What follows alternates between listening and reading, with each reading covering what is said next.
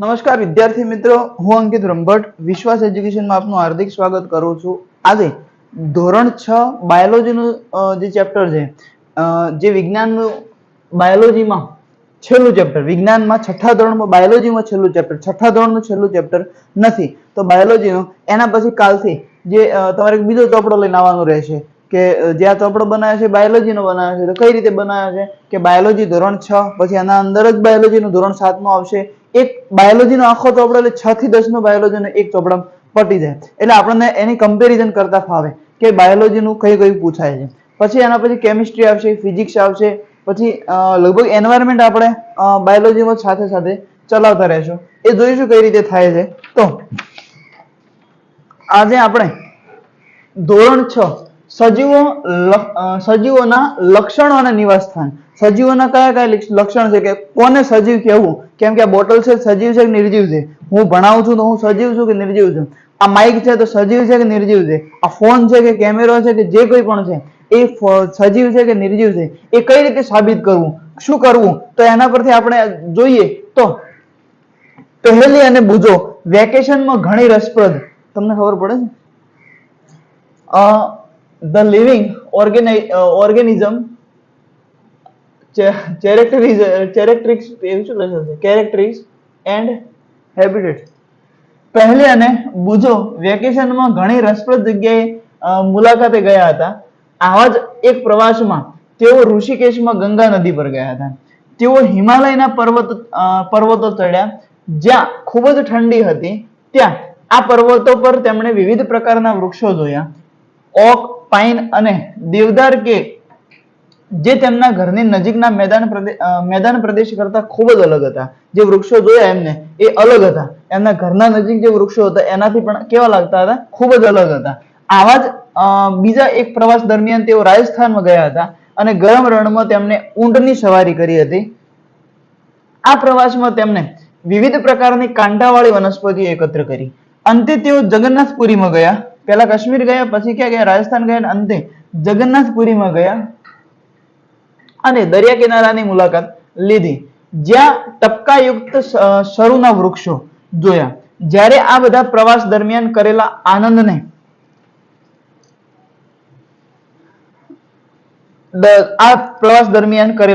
આનંદને તેઓ યાદ કરતા હતા ત્યારે તેમણે વિચાર આવ્યો, આ બધી જ જગ્યાએ એકબીજાથી ખૂબ જ અલગ હતી. બધી જ જગ્યાઓ કેવી હતી, એકબીજાથી અલગ અલગ હતી. તો કેટલીક ઠંડી હતી તો કેટલીક ગરમ હતી અને કેટલીક સૂકી જગ્યાઓ હતી.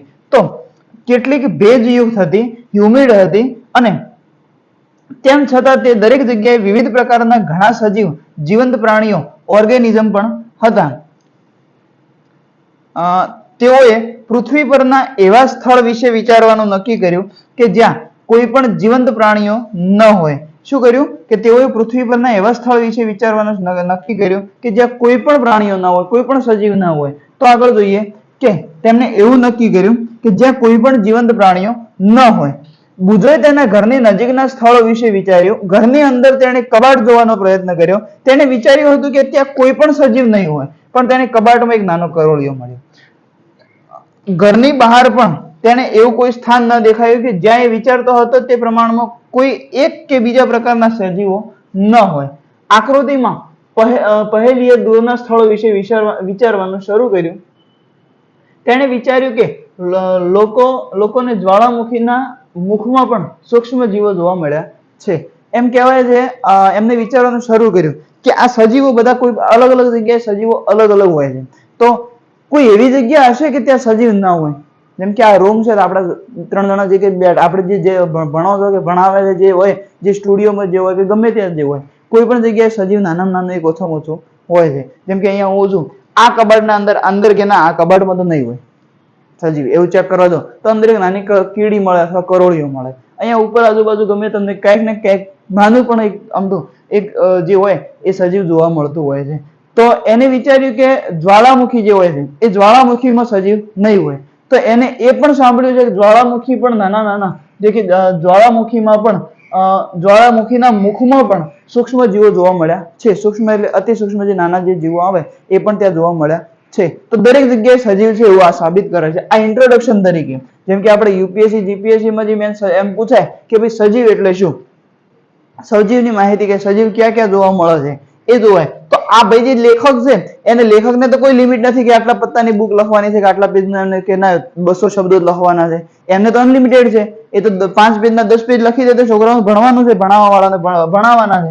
તો આપણે કઈ રીતે લખવાનું છે, આપણે જીપીએસસી માં મેન્સમાં કઈ રીતે શોર્ટ કરવાનું છે, આ ઇન્ટ્રોડક્શન એ કઈ રીતે કે આ બધું જે છે આને આટલું લાંબુ કર્યું છે, આપણે આટલું બધું લાંબુ કરવાનું નથી. આપણે શોર્ટમાં લખવાનું છે કે કાશ્મીરમાં ઠંડા પ્રદેશમાં વૃક્ષો અલગ પ્રકારના, રાજસ્થાનમાં કાંટાવાળા હોય છે. આગળ જેમ જેમ આપણે ભણશે એટલે ખબર પડશે કઈ જગ્યાએ કેવા પ્રકારના વૃક્ષો શું આવે છે. પણ એ રીતે આપણે જોવાનું છે ઇન્ટ્રોડક્શન કઈ રીતે લખવાનું છે. ઇન્ટ્રોડક્શન યુપીએસસી હોય જીપીએસસી હોય કોઈ પણ જગ્યાએ હોય ઇન્ટ્રોડક્શન શોર્ટ રાખવાનું. ઇન્ટ્રોડક્શન બહુ લોંગ નહીં રાખવાનો, ખૂબ લાંબો ના હોવો જોઈએ અને ઇન્ટ્રોડક્શન ખૂબ ટૂંકો ના હોવો જોઈએ. એક લાઈનમાં ઇન્ટ્રોડક્શન ના હોવો જોઈએ અને 10 લાઈનમાં પણ ના હોવો જોઈએ. મિનિમમ એની લિમિટ હોય. પછી 50 શબ્દો હોય તો ત્યાં એક લાઈનમાં હોય ચાલે છે, પણ 250 શબ્દો આપણને આપ્યા હોય ને આપણે ઇન્ટ્રોડક્શન જ ના લખ્યો હોય તો મજા ના આવે. જે પ્રશ્ન શું કહેવા માંગે છે, પ્રશ્નની શરૂઆત ક્યાંથી થાય છે, એ પ્રશ્નો આગળ ધીમે ધીમે આવશે. જેમ કે સોશિયલ સાયન્સ આવશે ત્યારે તમને ખબર પડશે કે પ્રશ્નો કઈ રીતે લખાય, શું થાય એ રીતે. પણ ધીમે ધીમે તો આપણે લખવાની પ્રેક્ટિસ પણ પાડવાની છે. તો આપણે જે અત્યાર સુધી જે લખાઈએ છીએ એ પહેલા વાંચવાનું છે અને એના વિશે આપણા વિચારો વિશે આપણે આપણા વિચારો સાથે આપણે લખવાનો પણ ઘરે ટ્રાય કરવાનો છે. આગળ આપણે જોઈએ સજીવો અને તેમની રહેવાની આસપાસની જગ્યા. જે સજીવો છે અને એને જે રહેવાની જે જગ્યા છે એ ક્યાં રહે છે, કઈ રીતે રહે છે, તો આપણે જોઈએ કે પહેલી અને બુધોએ તેમને મુલાકાત લીધેલા વિવિધ સ્થળોમાં રહેલા વિવિધ પ્રકારના પ્રાણીઓ વિશે બીજો પણ એક વિચાર આવ્યો કે રણમાં ઊંટ હોય છે, જ્યારે પર્વતો પર બકરીઓ અને યાક હોય છે. પુરીમાં બીજા કેટલાક પ્રાણીઓ જેમ કે દરિયા કિનારે કરચલા અને માછીમારો દ્વારા પકડવામાં આવતી વિવિધ માછલીઓ અને પછી કીડીઓ જેવા સજીવો પણ હતા, જે આ બધા જ સ્થળે જોવા મળ્યા. ઝૂમ કરી લઈએ એક મિનિટ ખાલી. કીડીઓને જે આ બધા જ સ્થળોએ જોવા મળ્યા. એક જ પ્રદેશમાં જોવા મળતી વનસ્પતિ કરતા બીજા વિસ્તારમાં મળતી વનસ્પતિઓ ખૂબ જ અલગ હતી. આ જુદા જુદા વિસ્તારના સ્થળો કેવા હતા, શું તેઓ સમાન હતા કે અલગ હતા? તો જોઈએ કે ચાલો જંગલથી શરૂઆત કરીએ. સમજવાની શરૂઆત ક્યાંથી કરીએ? જંગલથી શરૂઆત કરીએ. અત્યાર સુધી જે વસ્તુઓ હતી 6ઠા ધોરણના બાળકને, નાના બાળકને કઈ રીતે સમજાવવામાં આવે, કઈ રીતે એને ધીમે ધીમે પહેલા શું કર્યું કે ભાઈ પ્રવાસ લઈ ગયા કે આ 2 જણા હતા બુધો અને પહેલીનો, આખા બધે લગભગ બુકોમાં પહેલી અને બુધોનું ઉદાહરણ આપ્યું છે. તો એ ઉદાહરણથી પહેલા પ્રવાસ લઈ ગયા. પ્રવાસ કાશ્મીર લઈ ગયા. કાશ્મીરમાં ઠંડા પ્રદેશ હતા તો કેવા હતા? ત્યાં વૃક્ષો હતા. ત્યાં આ પ્રકારના વૃક્ષો એમને જોવા મળ્યા. તો જે પછી બીજી ક્ષણે ક્યાં લઈ ગયા? કાશ્મીરથી ડાયરેક્ટ પ્રવાસ કર્યો રાજસ્થાન. તો રાજસ્થાન, હવે ડાયરેક્ટ પ્રવાસ રાજસ્થાન કર્યો, બીજે કેમ પંજાબ ને એ બધું ના બતાવ્યું? એ બધું એમાં આવી ગયું. હવે રાજસ્થાન કર્યાનું કારણ શું કે ત્યાં રણ પ્રદેશ છે, રણ વિસ્તાર છે. તો એ રણ વિસ્તારમાં કેવા પ્રકારના વૃક્ષો હોય છે? કાંટાવાળા વૃક્ષો જોવા મળે એમને. પછી એના પછી ડાયરેક્ટ ક્યાં લઈ ગયા? આ ઉત્તરમાં કાશ્મીરમાં ગયા, પછી મધ્યમાં આપણે રાજસ્થાનમાં ગયા અને પછી ડાયરેક્ટ દક્ષિણમાં ક્યાં ગયા? તો કેરળ કે એ બાજુ જોઈ લઈને કઈ ક્યાં ગયા? જગન્નાથપુરીમાં. તેઓ ક્યાં ગયા હતા? પુરીમાં. એટલે આ ડાયરેક્ટ એમ કે પ્રવાસ ઉપરથી નાના બાળકને સમજાવવાનો પ્રયત્ન કરે છે કે આવા આવી જગ્યાએ જેમ કે ઠંડો પ્રદેશ છે તો આવું કેમ ઝાડ અલગ જોવા મળ્યા, વૃક્ષો અલગ જોવા મળ્યા. પછી એના પછી શું આવ્યું કે રાજસ્થાનમાં કાંટાવાળા પ્રદેશો કેમ આવ્યા? એ આગળ સમજાવવા માંગે છે પણ એની પૂર્વ ભૂમિકા તૈયાર કરવામાં કરે છે. તો એના ઉપરથી આપણે જોઈએ. હવે પહેલા આપણે જંગલથી શરૂઆત કરીએ તો ફોરેસ્ટથી શરૂઆત કરીએ તો ત્યાં જોવા મળતી બધી જ વનસ્પતિ, પ્રાણીઓ અને વસ્તુઓ વિશે વિચાર કરો. જંગલમાં જે વસ્તુ જોવા મળે છે એના વિશે વિચાર કરો. જંગલમાં શું જોવા મળે છે? વધારે વૃક્ષો જોવા મળતા હોય છે. જે પણ કોઈ પણ પ્રકારના હોય, વૃક્ષો હોય, પછી પ્રાણીઓ હોય છે. તો આપણે જોઈએ તો ત્યાં જોવા મળતી બધી વનસ્પતિઓ, પ્રાણીઓ અને વસ્તુઓ વિશે વિચાર કરો. કોષ્ટક 6.1 કોષ્ટક આપેલું છે. વિવિધ વિસ્તારોમાં જોવા મળતા પ્રાણીઓ અને વનસ્પતિઓ અને અન્ય પદાર્થો આપણે લખવાના છે. તો જંગલમાં શું જોવા મળે, પર્વતો પર શું જોવા મળે, રણમાં શું જોવા મળે, દરિયા કિનારામાં અને અન્ય કોઈ જગ્યાએ શું જોવા મળે એ આપણે લખવાનું કીધું છે. તો 6.1 ની કોલમ 1 માં તેની યાદી કરો. જંગલમાં શું જોવા મળે 6.1 ની કોલમ નંબર 1 માં તૈયાર કરવાનું છે. કોષ્ટકમાં દર્શાવેલા અન્ય વિસ્તારોમાં જોવા મળતી વસ્તુઓ, પ્રાણીઓ અને વનસ્પતિઓની યાદી તૈયાર કરો.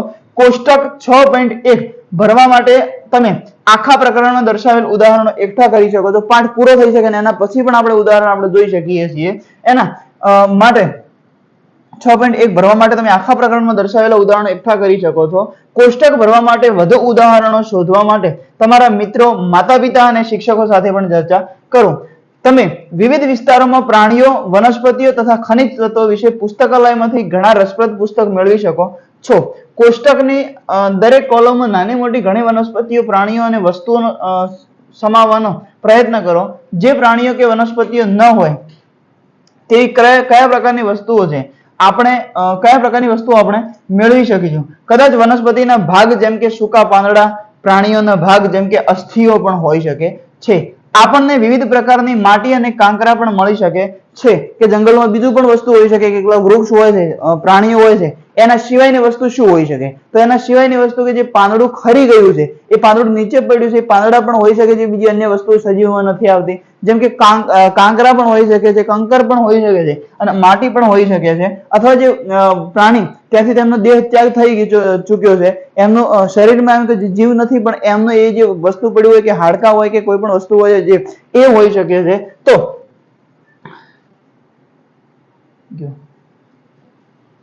કોષ્ટકની દરેક કોલમમાં પ્રાણીઓના શરીરના હોય આપણે શું મેળવી શકીએ? ભાગ પાંદડા પ્રાણીઓનો ભાગ જેમ કે અસ્થિઓ પણ હોય છે. આપણને વિવિધ પ્રકારની માટી અને કાંકરા પણ મળી શકે છે. પ્રકરણ 3 માં ચર્ચા કર્યા મુજબ દરિયાના પાણીમાં પણ દ્રાવ્ય ક્ષારો હોય છે. પ્રકરણ 3 આપણે ચાલ્યું નથી. પ્રકરણ 3 હવે આપણે કેમિસ્ટ્રીમાં ચાલશે, તો આપણે એ પ્રમાણે જોઈશું. તો પ્રકરણ 3 માં ચર્ચા કર્યા મુજબ દરિયામાં પાણીમાં પણ દ્રવ્ય ક્ષારો હોય છે. ત્યાં ઘણા અન્ય પદાર્થો પણ હોઈ શકે છે. જેમ જેમ પ્રકરણમાં આગળ વધીએ તેમ તેમ કોષ્ટક 6.1 માં નવા ઉદાહરણો ઉમેરતા જાઓ. જેમ જેમ ખબર પડે એમ વિચારવાનું છે. આપણે પણ વિચારવાનું છે કે છઠ્ઠા ધોરણના બાળકને વિચારવું એવું નથી કે જંગલમાં શું, પર્વત પર શું, રણમાં શું, દરિયા કિનારામાં શું, અન્ય કોઈ જગ્યા છે તો ત્યાં શું મળે છે, એ આપણે વિચારવાનું છે. એ વિચારવાથી શું થશે? તો આપણી વિચાર શક્તિ વધશે અને આપણને કોઈ પણ અમુક વાર શું થતું હોય છે, કન્ફ્યુઝન થતું હોય છે. અમુક વાર પરીક્ષામાં પણ કન્ફ્યુઝન થતું હોય છે. પરીક્ષામાં પ્રશ્ન પૂછાય, વિકલ્પો હોય છે, ખબર પડે કે પર્વત ઉપર છે, રણમાં છે, ક્યાં છે. પણ અહીંયા આપણે નાના નાના બાળકોને જેમ પ્રવૃત્તિ કરી હોય ને ત્યારે આપણે આઈડિયા આવે, યાદ આવે એમ એ ટાઈમમાં. તો જેમ જેમ વિવિધ રસપ્રદ સ્થળોની મુલાકાત લઈશું તેમ તેમ કોષ્ટક વિશે ચર્ચા કરીશું. તો હવે આપણે નિવાસ સ્થાન અને અનુકૂલન વિશે જોઈએ. Habitat and adaptation.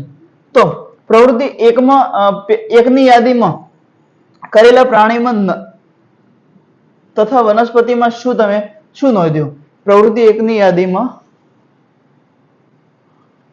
શું નોંધ્યું? તો શું તમે તેમાં વિશાળ વિવિધતા જોઈ? તો આગળની પ્રવૃત્તિ જેમ કે જોઈ તો કોઈ વિવિધતા કઈ રીતે જોઈ? તો એક જગ્યાએ જંગલમાં જોઈ છે.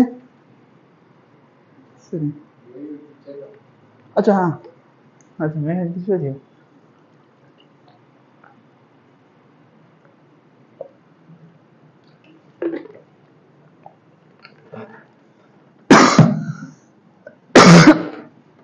તો આ પ્રવૃત્તિ આપણે હતી. આ પ્રવૃત્તિમાં વિવિધ જગ્યાએ ફરવા ગયા હતા. કઈ રીતે વિવિધતા જોવા મળે છે? પ્રવૃત્તિ 1 માં યાદી કરેલા પ્રાણીમાં તથા વનસ્પતિમાં શું નોંધ્યું? શું તમે તેમાં વિશાળ વિવિધતા જોઈ? કોષ્ટક 6.1 માં તમે રણની કોલમ તથા દરિયાની કોલમમાં શું લખ્યું છે તે જુઓ. શું આ બે કોલમમાં તમે ખૂબ જ અલગ પ્રકારના સજીવોની યાદી બનાવી છે? તો આપણને ખબર છે કે રણમાં ઊંટ હોય, દરિયામાં ઊંટ ના આવે, દરિયામાં માછલી આવે. એટલે એક જ ઉદાહરણથી આપણને ખબર પડે છે કે વસ્તુ અલગ પડે છે. અલગ અલગ કઈ રીતે થાય છે? તો 6.1 માં તમે રણની કોલમ તથા દરિયાની કોલમમાં શું લખ્યું છે એ જોવાનું છે. શું આ બે કોલમમાં ખૂબ જ અલગ પ્રકારના સજીવોની યાદી બનાવી છે? તો કે હા. તો આ બે વિસ્તારોમાં આસપાસના સ્થળો કેવા છે? આ બંનેના વિસ્તારના આસપાસના એટલે કે રણનો વિસ્તાર કેવો છે અને જે વસ્તુ વિસ્તાર જે દરિયા કિનારો છે, દરિયા કિનારનો વિસ્તાર કેવો છે? તો આપણને અહીંયા બધું શું શીખવા મળે છે? આ સજીવોની વસ્તુ છે, પણ એના ઉપરથી આપણે શું શીખવાનું છે કે વિવિધતા વસ્તુ શીખવા મળે છે. જેમ કે આપણે ભારતની વાત કરીએ અથવા ગુજરાતની વાત કરીએ તો ગુજરાતમાં જે દરિયા કિનારે જે રહે છે, જે માણસની વાત કરું છું કે જે દરિયા કિનારે રહે છે એ નોનવેજ હોય છે, વેજીટેરિયન હોતા નથી. જેમ કે સુરત ને વલસાડ ને એ સાઈડ જે હોય છે એ વેજીટેરિયન હોતા નથી, નોનવેજ હોય છે. એ નોનવેજ હોવાનું કારણ શું? જેમ કે એ એમની જ્ઞાતિમાં શુદ્ધ હોય છે, આપણા જેવી જ્ઞાતિ હોય છે, કોઈ જ્ઞાતિમાં ફરક હોતો નથી. એમ કે ના, એમનું કામ જ નોનવેજ ખાવાનું છે એવું હોતું નથી. તો એમનું એમ કે એ હોય છે કે આપણા જેવા હોય છે તો પણ એ સાઈડ નોનવેજ ખાય છે. હું જેમ કે અહીંયા ઉત્તર ગુજરાતથી આવું છું તો હું વેજીટેરિયન છું. તો આ વિવિધતાનું કારણ શું કે અલગ અલગ કેમ? તો દરિયા કિનારે રહે છે એમને વધારે ખોરાક શું મળે છે? માછલીની વસ્તુ મળે છે, ત્યાંથી મળી રહે છે. અને અમારે ત્યાં જેમ કે ઉત્તર ગુજરાતમાં દરિયા કિનારાનો નજીક નથી, તો ત્યાં જે વેજીટેરિયન છે, જેમ કે જે પ્રકારની હોય છે, જેમ કે કેરળની સાઈડ જઈએ તો ખાલી ભાત ને માછલી જ જોવા મળે છે, વધારે ભાત ને બધું જોવા મળે છે. એનું કારણ શું છે? તો ત્યાં એ વસ્તુ ઉપલબ્ધ છે, એ મળી રહે છે. અને આપણા ગુજરાતમાં એમ કે જે વસ્તુ ઉપલબ્ધ છે એ રીતે આપણે બધું થાય છે. આખા ભારતની વસ્તુ એ કહેવા માંગે છે. હવે એ જ પ્રમાણે સજીવો અને પ્રાણીઓમાં જોઈએ તો સજીવો પ્રાણીઓ જેમ કે ઊંટની વાત કરી તો ઊંટ જે છે, ઊંટ રણમાં ચાલી શકશે, દરિયામાં ચાલવાનું નથી. માછલી છે, દરિયામાં ચાલવાનું નથી, બહાર લઈ જ મરી જાય છે. એટલે આ વસ્તુ છે. તો અહીંયા શું કીધું? આ બે વિસ્તારના આસપાસના સ્થળો કેવા હતા? આપણે હવે એનું જગ્યાઓ જોઈએ કે દરિયામાં વનસ્પતિ અને પ્રાણીઓનો ક્ષારયુક્ત પાણીથી ઘેરાયેલા હોય છે. તેમાંના મોટા ભાગના પાણીમાં ઓગળેલી હોવાનો ઉપયોગ કરે છે. ખબર ના પડી. દરિયામાં વનસ્પતિ અને પ્રાણીઓ ક્ષારયુક્ત એટલે કે ખારા પાણીથી ઘેરાયેલા હોય છે. જે પ્રાણી વનસ્પતિઓ જે હોય છે, દરિયામાં જે વનસ્પતિઓ હોય છે એ શું હોય છે? ખારા પાણીથી ઘેરાયેલા હોય છે. દરિયામાં ખારું પાણી હોય છે. તેમાંના મોટા ભાગના પાણીમાં ઓગળેલી હવાનો ઉપયોગ કરે છે. તો જેમ કે જે પ્રાણી છે, જે વનસ્પતિ છે, એમ કે માછલી જે કહેવાય છે કે જે અંદર એને એવું કંઈક અંગ હોય છે કે અંદરથી ઓક્સિજન ડાયરેક્ટ પાણીનો જે ઓગળેલો ઓક્સિજન લઈ શકે છે. તો એ હવાની ઓગળેલી જે હવા છે એનો ઉપયોગ કરે છે. તો રણમાં ખૂબ જ ઓછું પાણી ઉપલબ્ધ છે. દરિયામાં તો ખૂબ જ છે, પણ રણમાં ખૂબ જ ઓછું પાણી ઉપલબ્ધ હોય છે. રણમાં દિવસના સમયે ખૂબ જ ગરમી અને રાત્રે ખૂબ જ ઠંડી હોય છે. રણમાં રહેતા પ્રાણીઓ અને વનસ્પતિઓ રણની રેતીમાં જીવે છે. રણમાં રહેતા જે પ્રાણીઓ હોય છે અને વનસ્પતિઓ રણની રેતીમાં જીવે છે. અને રણ એટલે ખબર છે ને? તે જ વિસ્તારની હવામાં શ્વાસ લે છે. દરિયો અને રણ બંને ખૂબ જ જુદા વિસ્તાર છે. આપણને આ બંને વિસ્તારોમાં ખૂબ જ અલગ પ્રાણીઓ જોવા મળે છે. તો ખરું ને? તો ચાલો દરિયા અને રણના બે અલગ પ્રકારના પ્રાણીઓ ઊંટ અને માછલી વિશે, આ ઉદાહરણ એ જ આવ્યું, તો ઊંટ અને માછલી વિશે જોઈએ. ઊંટના શરીરની રચના તેને રણની પરિસ્થિતિમાં ટકી રહેવા માટે મદદ કરે છે. ઊંટને લાંબા પગ હોય છે, જે તેના શરીરને રણની રેતીની ગરમીથી દૂર રાખવામાં મદદ કરે છે. જે ઊંટ હોય છે એ રણના જે વિસ્તારમાં હોય છે. હવે ઊંટના પગ લાંબા હોવાનું કારણ શું છે? કે રણ હોય છે, આખો દિવસ રણ હોય છે, ત્યાં છાંયડો હોતો નથી. તો એ જેમ કે એ નથી હોતું એના કારણે આખું ગરમ રહે છે. રણ ગરમ હોય છે, આપણને ખબર છે. તો એ ઊંટ જે હોય છે, ઊંટના પગ ઊંચા હોવાનું કારણ એ જ છે કે જેમ કે ઊંટ હોય છે ને, એના પગની જે ગરમી ધીમે ધીમે વધતી આવે છે, એમ શરીર સુધી આવતી હોય છે, ધીમે ધીમે આવે છે. જો ઊંટના પગ નાના હોત તો ડાયરેક્ટ ગરમી તરત આવી જતો, ઊંટ રહી શકો નહીં. આ ઊંટના બધું કુદરતી રીતે બન્યું છે. તો શું કહેવા માંગે છે? રેતીની ગરમીથી દૂર રાખવામાં મદદ કરે છે. તેઓ ખૂબ જ ઓછી માત્રામાં મૂત્રનો ત્યાગ કરે છે. તેમનો મળ સૂકો હોય છે અને તેમનો પરસેવો થતો નથી. ઊંટને કોઈ દિવસ પરસેવો આવતો નથી. ઊંટ તેમના શરીરમાંથી ખૂબ જ ઓછા પ્રમાણમાં પાણી ગુમાવતા હોવાથી તેઓ પાણી વગર ઘણા દિવસો સુધી જીવી શકે. આપણને ખબર છે કે ઊંટ પાણી વગર 15 દિવસ પણ રહી શકે છે. તો એના પેટમાં પાણી રહી શકતું હોય છે. એના પેટમાંથી પાણી એમ કે એને મૂત્ર દ્વારા પણ વિસર્જન થતું નથી, બહાર જતું નથી, અને પરસેવા દ્વારા પણ જતો નથી. આપણે તો જેમ કે પાણી પીએ ને આખા દિવસની જે આપણે દૈનિક ક્રિયા હોય એ પ્રમાણે આપણે પરસેવો પણ વળતો હોય છે ને આપણે જે બાથરૂમ બધું જે થવાનું હોય એ થાય છે. તો એ ક્રિયાને લીધે આપણે રહી પણ નથી શકતા. પણ ઊંટને લાંબા સમય સુધી જે ઊંટ હોય છે એ ઊંટને એ કારણથી એમ કે ઘણા સમય સુધી પાણી વગર રહી શકે છે. તો ચાલો વિવિધ પ્રકારની માછલીઓ જોઈએ. તેમાંની કેટલીક આકૃતિ 6.3 માં દર્શાવેલી છે. આ ઊંટ છે. આ પેલું એડવર્ટી વાળો ઊંટ નથી, વાળો પીઓ બિસ્લેરી વાળો એડવર્ટી આવે છે ને, બિસ્લેરી વાળો નથી. અને આ ઘણા પ્રકારની અલગ અલગ જે માછલીઓ છે જે આપણને દેખાય છે એવું કીધું. તો માછલીઓ ઘણા બધા પ્રકારની હોય છે, પરંતુ શું તમે જોયું છે કે તે દરેકમાં આકારની બાબતમાં સમાનતા રહેલી છે? આકાર બધાનો સમાન છે. આકારની બાબતમાં બધી કેવી છે કે સમાનતા રહેલી છે. અહીં દર્શાવેલી તમામ માછલીઓને પ્રકરણ 5 માં ચર્ચા કર્યા મુજબ ધારારેખીય, આગળનો ચેપ્ટર આપણે જોયું કે ધારારેખીય જે વસ્તુ હોય છે એમને આકાર કેવો હોય છે કે ધારારેખીય એટલે કે સુરેખિત હોય છે. પાણીની અંદર હલનચલન કરવામાં આકાર મદદરૂપ થાય છે. માછલીના શરીર ઉપર ચીકણા ભીંગડા સ્કેલ્સ હોય છે. આ સ્કેલ છે એટલે કે આ ભીંગડા માછલીનું રક્ષણ કરે છે. જે આ ભીંગડા માછલીનું રક્ષણ કરે છે અને પાણીમાં સરળતાથી હલનચલન કરવામાં મદદ પણ કરે છે. પ્રકરણ 5 માં જોયું હતું કે માછલીઓને ચપટા મીનપક્ષ અને પૂંછડી હોય છે. મીનપક્ષ અને પૂંછડી જે હોય છે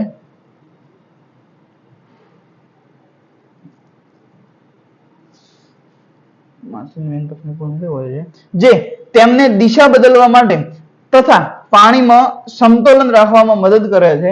પાણીમાં ઓગળેલા ઓક્સિજનનો ઉપયોગ કરવા માટે ખાસ ચૂઈ ઝાલર, ચૂઈને શું કહેવાય છે? બીજું નામ ગુજરાતીમાં ઝાલર છે, ઇંગ્લિશમાં ગિલ્સ કહેવાય છે. તો એના ઉપયોગથી એને ઓક્સિજન લેવામાં મદદરૂપ થાય છે.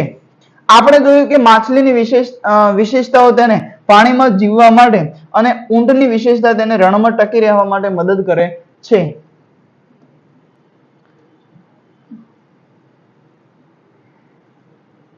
આપણે પૃથ્વી પર જીવન જીવતા પુષ્કળ વૈવિધ્ય ધરાવતા પ્રાણીઓ અને વનસ્પતિઓમાં ફક્ત બે જ પ્રાણીઓના ઉદાહરણ તરીકે લીધા છે. બધા વનસ્પતિઓના જે પ્રાણી જે વસ્તુ હોય એમાંથી આપણે કેવા ઉદાહરણ લીધા? બે ઉદાહરણ લીધા છે. આ તમામ વિવિધ પ્રકારના સજીવોમાં આપણે જોઈશું કે તે દરેક જે વિસ્તારમાં જે જોવા મળતા હોય ત્યાંનું કોઈકનું કોઈક લક્ષણ ધરાવતા હોય છે, જે તેમને આસપાસના વાતાવરણમાં જીવવામાં મદદ કરે છે. ચોક્કસ લક્ષણો કે આદતોની હાજરીમાં સજીવોને તેમના વિસ્તારમાં કુદરતી રીતે જીવવા માટે સક્ષમ બનાવે છે. તેને અનુકૂળ કહેવાય છે. શું કહેવાય છે? અનુકૂલન એટલે કે એડેપ્ટેશન કહેવાય છે. શું કીધું? ફરીથી વાંચું છું કે ચોક્કસ લક્ષણો કે આદતોની હાજરી સજીવોને તેમના વિસ્તારમાં કુદરતી રીતે જીવવા માટે સક્ષમ બનાવે છે. તેને શું કહેવાય છે? અનુકૂલન કહે છે. સજીવોનું અનુકૂલન તેમના નિવાસ સ્થાનના આધારે અલગ પડે છે. તેમના સ્થાન ઉપર તેમનું અનુકૂલન, આપણે હાલ જ વાત કરી કે ઉત્તર ગુજરાતમાં કઈ રીતે છે, દરિયા કિનારે કઈ રીતે હોય છે, દક્ષિણમાં કઈ રીતે, દક્ષિણ ભારતમાં કઈ રીતે હોય છે. તો અનુકૂલન તેમના નિવાસ સ્થાનના આધારે અલગ પડે છે. તેથી જ માછલી પાણીની બહાર અને ઊંટ દરિયામાં જીવી શકતા નથી. હાલ જ કીધું કે ઊંટ દરિયામાં ના જઈ શકે અને માછલી પાણીમાં ના શકે. જે વિસ્તારમાં પ્રાણીઓ જીવન જીવતા હોય તેને તેનું નિવાસ સ્થાન કહે છે. નિવાસ સ્થાનની વ્યાખ્યા એ છે અને અનુકૂલનની વ્યાખ્યા એ છે. નિવાસ સ્થાન એટલે રહેવાની જગ્યા. નિવાસ સ્થાન સજીવોને ખોરાક, પાણી, હવા, આશ્રય અને અન્ય જરૂરિયાતો પૂરી પાડે છે. વિવિધ પ્રકારની વનસ્પતિ અને પ્રાણીઓ એક જ નિવાસ સ્થાનમાં રહેતા હોય છે. જમીન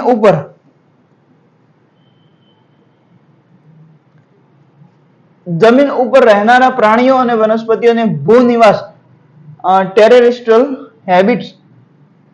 હેબિટેટ્સ માં શું કીધું? વનસ્પતિઓને ભૂનિવાસ જમીન ઉપર, ફરીથી વાંચું છું કે જમીન ઉપર રહેનારા પ્રાણીઓ અને વનસ્પતિઓને ભૂનિવાસમાં રહે છે એમ કહેવાય. અંદર જે રહેતા હોય, જમીન ઉપર જે રહેતા હોય એને શું કહેવાય છે? ભૂનિવાસ. ભૂ એટલે ધરતી, એના ઉપર નિવાસ કરે છે એટલે ભૂનિવાસમાં રહે છે એમ કહેવાય. ભૂનિવાસમાં કેટલાક ઉદાહરણોમાં જંગલ, ઘાસના મેદાનો, રણ, દરિયાકાંઠો અને પર્વતીય વિસ્તારનો પણ સમાવેશ થાય છે. બીજી બાજુ વનસ્પતિ અને પ્રાણીઓ કે જે પાણીમાં જીવન જીવે છે તેને જલીય નિવાસ સ્થાન કહેવાય છે. જે પાણીમાં રહે છે એને શું કહેવાય છે? જલીય નિવાસ સ્થાન કહે છે. તળાવો, સરોવરો, નદીઓ, મહાસાગરો અને જલીય નિવાસ સ્થાનના ઉદાહરણો છે. દુનિયાના જુદા જુદા ભાગોમાં આવેલા ભૂમિય નિવાસ સ્થાનો જેવા કે જંગલો, ઘાસના મેદાનો, રણ, દરિયા કિનારાના વિસ્તાર તથા પર્વતોમાં પુષ્કળ વિવિધતા રહેલી છે. જે અલગ અલગ રહે, કે પર્વત ઉપર રહેતા હોય છે એ અલગ હોય છે, એ અલગ અલગ રીતે હોય છે. પછી નિવાસ સ્થાનમાં રહેતા સજીવો, વનસ્પતિઓ અને પ્રાણીઓ બંને તેના જૈવિક ઘટકો છે. જે રહેતા હોય છે, જે જીવન જીવે છે ત્યાં પણ હોય કે બંને જગ્યાએ રહેતા હોય, ભૂ નિવાસ સ્થાનો રહેતા હોય કે જલીય નિવાસ સ્થાનમાં રહેતા હોય, એ કયા હશે? તો જૈવિક ઘટકો છે.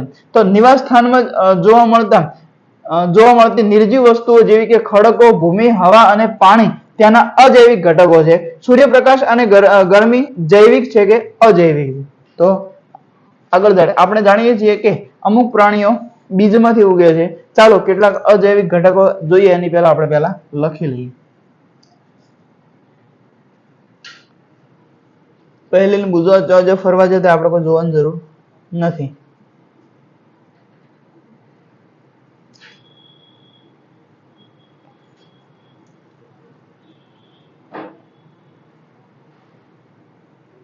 લખો, પાઠનું નામ પહેલા લખો. સજીવો, લક્ષણો અને નિવાસ સ્થાન. તો પહેલું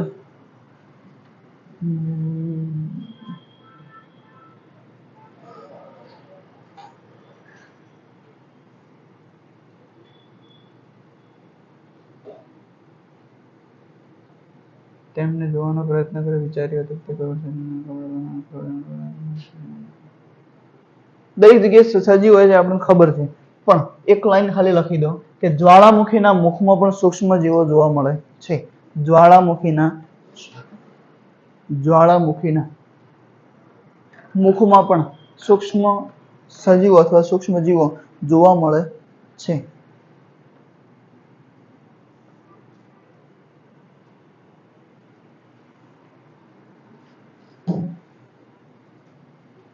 થઈ સજીવોને તેમની રહેવાની આસપાસની જગ્યા, તો આ હેડિંગ રાખો.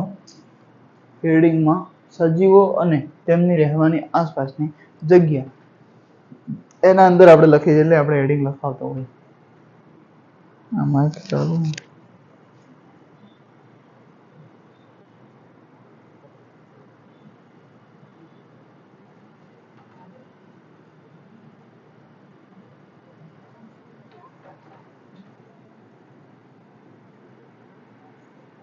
હા નમસ્કાર સાહેબ.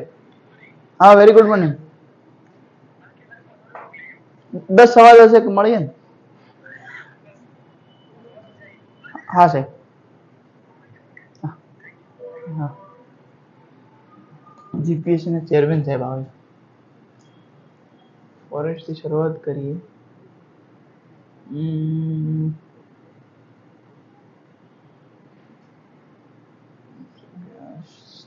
આ લખાણ જરૂર નથી.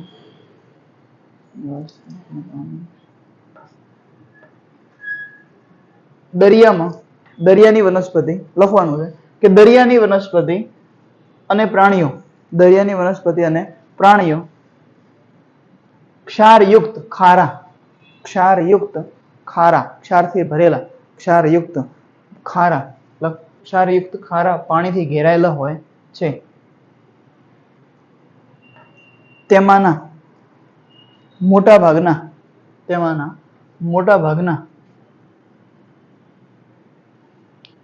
પાણીમાં ઓગળેલી હવાનો ઉપયોગ કરે છે. પાણીમાં ઓગળેલી હવાનો ઉપયોગ કરે છે. લખો છો.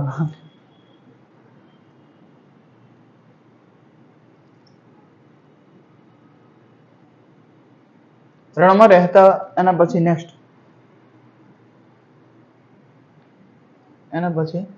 રણમાં રહેતા પ્રાણીઓ અને વનસ્પતિઓ.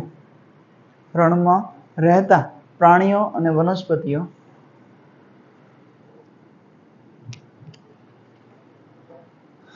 રણમાં રહેતા પ્રાણીઓ અને વનસ્પતિઓ રણની રેતીમાં જીવે છે. રણની રેતીમાં જીવે છે.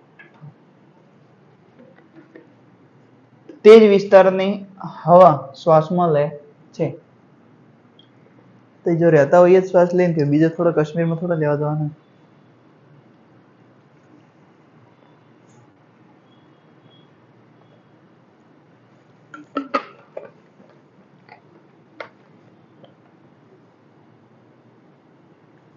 અમુક લખાવા જેવું નથી.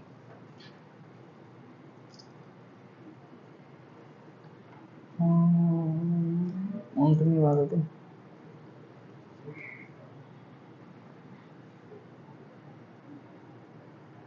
ઊંટને લાંબા પગ હોય છે, લખવાનું છે.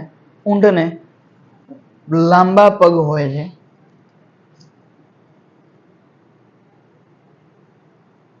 તેથી તેની રણની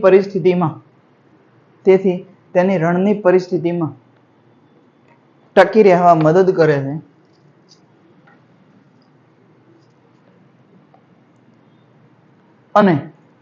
અને તેના આ લાંબા પગ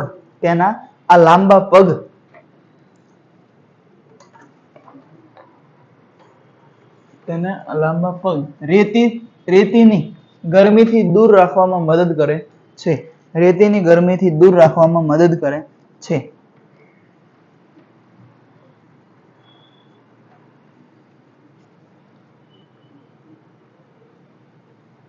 એ ઊંટમાં જ ચાલુ રાખવાનું છે કે તેઓ ખૂબ જ ઓછી માત્રામાં મૂત્રનો ત્યાગ કરે છે.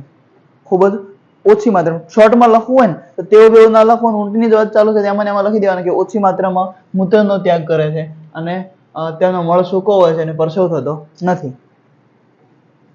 એક લાઈનમાં આવી જાય બધું. તો આપણે કઈ રીતે જીપીએસસીમાં યુપીએસસીમાં શોર્ટમાં ઓછામાં ઓછા શબ્દોમાં આપણે વધારે બોલી કઈ રીતે એમ કે કોઈને કેવું ના પડે. ઇતિહાસ જઈને ઓછું બોલવાનું, એ ઘણું બોલતા હોય, દોડડા થતા હોય, લપાક થતા હોય આપણે, પણ ત્યાં એમ કે આપણે ત્યાં એડમિનિસ્ટ્રેશન તરીકે આપણે જવાનું હોય છે, તો એ જગ્યાએ જવાનું હોય ને તો લિમિટેશન હોય કે આટલા શબ્દોમાં બોલવાનું. આ જગ્યાએ તમારે જવાનું એ બધું સરકાર નક્કી કરે પછી કે તમારે મીડિયા સામે અત્યારે આપણને એવું હોય કે આપણે ટીવીમાં આવે તો કેવા મજા આવે, એવું લાગે ને કે ટીવીમાં આવી જાય એટલે મજા આવી જાય, ખુશ થઈ જાય. પણ સરકારના જે માણસો હોય ને કે જેમ કે કલેક્ટર હોય કે જે ટીડીઓ હોય, એમને બને ત્યાં સુધી ટીવીમાં આવું નથી ગમતું હોય. ન્યૂઝ રિપોર્ટરવાળા કંઈ પ્રશ્ન પૂછે ને જો એમનાથી કંઈ લોચો થઈ જાય તો ઇમેજ કોની ખરાબ થાય? સરકારની ખરાબ થાય. એટલે આ કારણના કારણે જે પછી આપણને અત્યારે આપણને એવું લાગે છે કે આપણે ન્યૂઝમાં આવું ગમશે. મને ગમે ને ખુદ. હું જ્યારે મારા 18 વર્ષ થયા ત્યારનું લગભગ 18 વર્ષ હોય તો 12માં ભણતા હોય તો સ્વાભાવિક છે. તો 12માં ભણતો હતો ને ત્યારે ન્યૂઝવાળા ઊભા હતા તો હું બસમાંથી ઉતર્યો એટલે ન્યૂઝવાળા ઊભા હતા ને પછી ગાયબ થઈ ગયા. કીધું ક્યાં ગયા? તો ખરા ઠંડી હતી એના કારણે, તો ખૂબ વધારે ઠંડી ટાઈમમાં પડી હતી એટલે એ બહાર નીકળ્યા હતા. મેં કીધું મારે બોલવું છે તો એ પછી ન્યૂઝ બોલીને પછી વિડીયો નાખીને યુટ્યુબમાં મારી ચેનલ છે એમાંય નાખી દીધો અને એ ટાઈમે ટિકટોક ઉગડ્યો હતો તો ટિકટોકમાં નાખી દીધો, ઇન્સ્ટાગ્રામમાં નાખી દીધો. કીધું આપણે ટીવીમાં આપણે એ ટાઈમે નવી લાગે કે મારા 18 વર્ષ પૂરા થયા ને હું ટીવીમાં આવી ગયો. એટલે આવું વસ્તુ થાય. અને પછી અત્યારે હમણાં હું અહીંયા જમવા જતો હતો તો રસ્તામાં ટીવી વાળા ઉભા હતા. મને કે આ બધું ટીવીમાં આવશો. પણ શું છે ટીવીમાં, શું આઈને શું કરવાનું છે?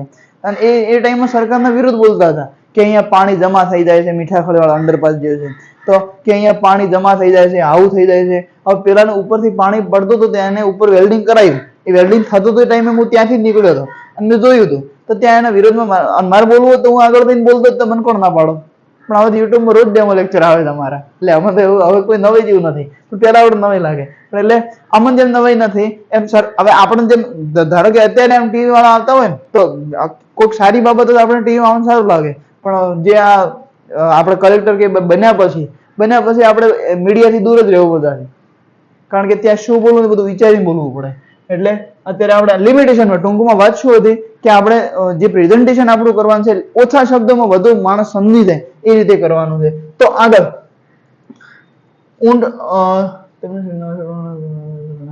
ઊંટ પાણી વગર ઘણા દિવસો સુધી રહી શકે છે. ઊંટ પાણી વગર ઘણા દિવસો સુધી રહી શકે છે. માછલી વિશે આપણે આગળના ચેપ્ટરમાં લખાઈ હતું એટલે એટલું બધું કોઈ લખવાની જરૂર નથી.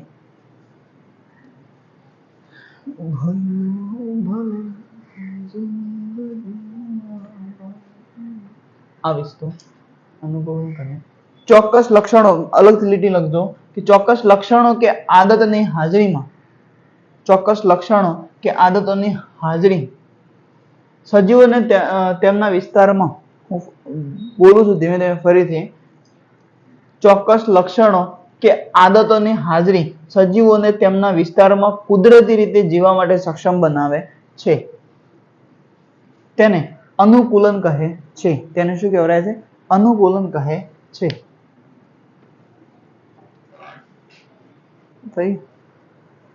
ફરીથી બોલું અહીંયા ચોક્કસ લક્ષણો કે આદતોની હાજરી સજીવોને તેમના વિસ્તારમાં કુદરતી રીતે જીવવા માટે સક્ષમ બનાવે છે. તેને અનુકૂલન કહે છે.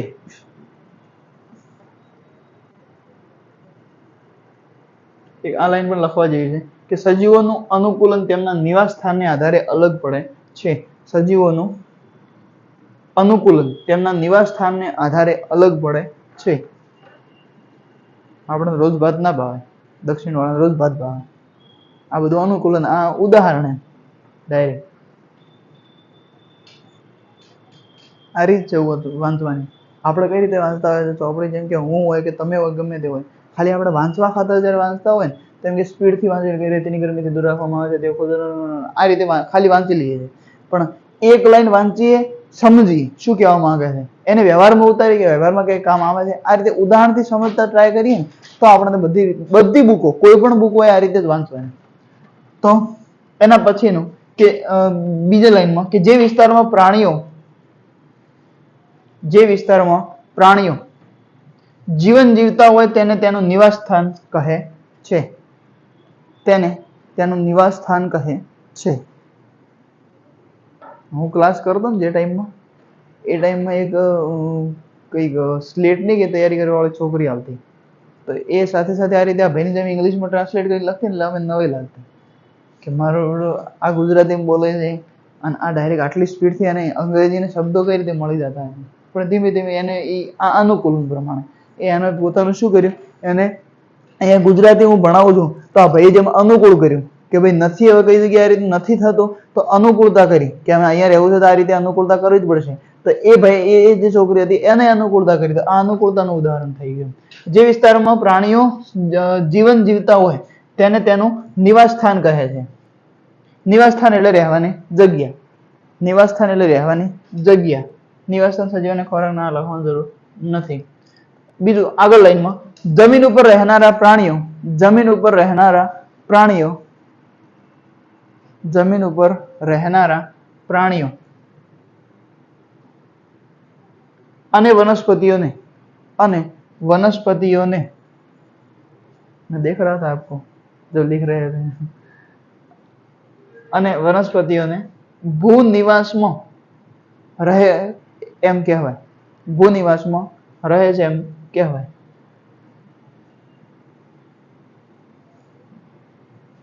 થઈ ગયું. આગળનું વનસ્પતિ અને પ્રાણીઓ, બીજી લાઈનમાં વનસ્પતિ અને પ્રાણીઓ કે જે પાણીમાં જીવન જીવે છે, જે પાણીમાં જીવન જીવે છે તેને જલીય નિવાસ સ્થાન કહે છે. જલીય નિવાસ સ્થાન કહે છે. એને ઉદાહરણ તલાવ ને બધું ખબર છે આપણને, લખવું લખી લેવાનું કે એના ઉદાહરણ તળાવ, સાગર, झील જે કહેતા હોય, નદીઓ, મહાસાગર.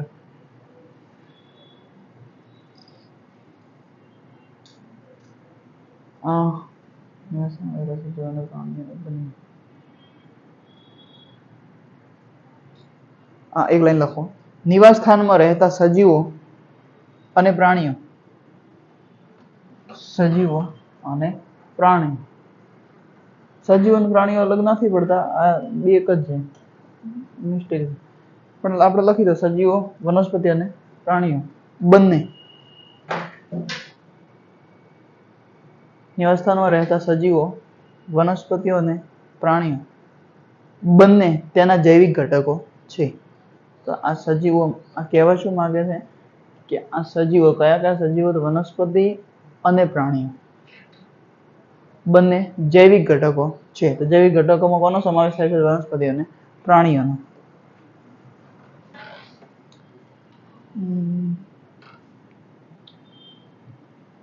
નિવાસ સ્થાનમાં જોવા મળતી નિર્જીવ વસ્તુઓ, નિવાસ સ્થાનમાં જોવા મળતી, લખવાનું છે કે નિવાસ સ્થાનમાં જોવા મળતી નિર્જીવ વસ્તુઓ જેવી કે ખડકો, ભૂમિ, હવા અને પાણી ત્યાંના અજૈવિક ઘટકો છે.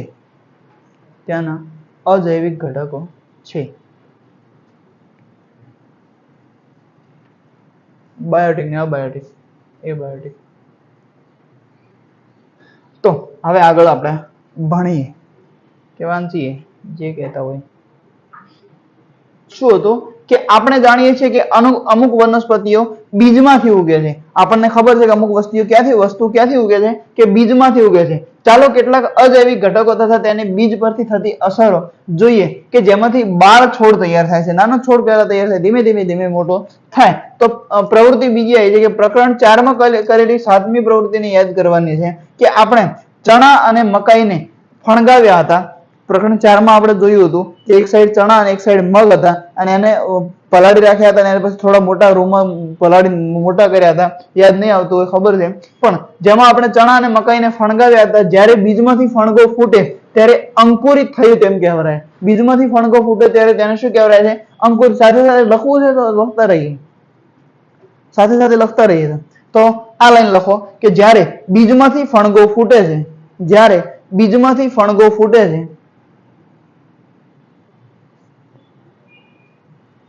ત્યારે તે, જ્યારે બીજમાંથી ફણગો ફૂટે છે ત્યારે તે અંકુરિત થયું તેમ કહેવાય છે. અંકુરિત.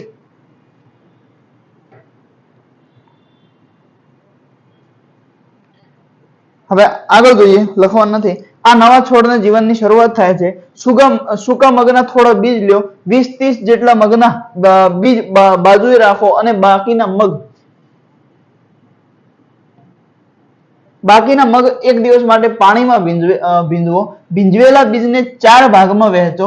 તેમાંથી એક ભાગને 3-4 દિવસ સુધી પાણીમાં ડુબાડી રાખો. સૂકા બીજને તથા પાણીમાં ડુબાડેલા બીજને ખલેલ ન પહોંચાડો. ભીંજવેલા બીજના એક ભાગને હવા ઉજાસવાળા રૂમમાં તથા બીજા ભાગને સંપૂર્ણ અંધારું ધરાવતા ભાગમાં કે કબાટમાં રાખો, જ્યાં જરા પણ અંધારું કે જ્યાં જરા પણ પ્રકાશ અંદર ના આવે, અંધારું રહેતું હોય. બાકીના ભાગને એકદમ ઠંડક ધરાવતી જગ્યાએ રાખો, જેમ કે રેફ્રિજરેટર કે ફ્રીજ કે જે તમે કહેતા હોય, કે આજુબાજુ બરફ હોય ત્યાં રાખો. તેને રોજ ધોઈ અને દરરોજ પાણી બદલો. થોડા દિવસ પછી તમે શું નોંધ્યું હશે કે શું પાંચેય સ્થિતિમાં બીજ સમાન રીતે અંકુરિત થાય છે? તો ખોટી વાત છે. પાંચેય સ્થિતિમાં એક જ સમાન રીતે અંકુરિત થતો નથી. શું આમાંથી કોઈ પણ બીજ ધીમા ધીમા અંકુરિત થતા હોય છે કે બિલકુલ અંકુરિત ન થયા એવા પણ છે? તો બિલકુલ અંકુરિત ન થાય એવા પણ હોય છે. તો શું તમને સમજાયું કે હવા, પાણી, પ્રકાશ અને ગરમી જેવા અજૈવિક ઘટકો વનસ્પતિના વિકાસ માટે જરૂરી છે? લખો. હવા, પાણી, પ્રકાશ અને ગરમી. હવા, પાણી, પ્રકાશ અને ગરમી જેવા અજૈવિક ઘટકો, જેવા અજૈવિક ઘટકો વનસ્પતિના વિકાસ માટે જરૂરી છે.